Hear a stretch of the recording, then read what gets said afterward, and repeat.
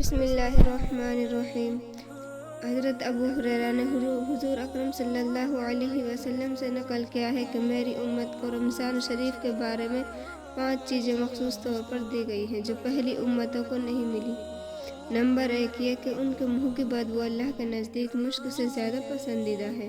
Number 2 یہ کہ ان کے لیے دریا کی مچھلیاں تک دعا کرتی ہیں اور افطار کے وقت تک کرتی رہتی ہیں۔ نمبر 3 جنت ہر روز ان کے لیے آراستہ کی جاتی ہے۔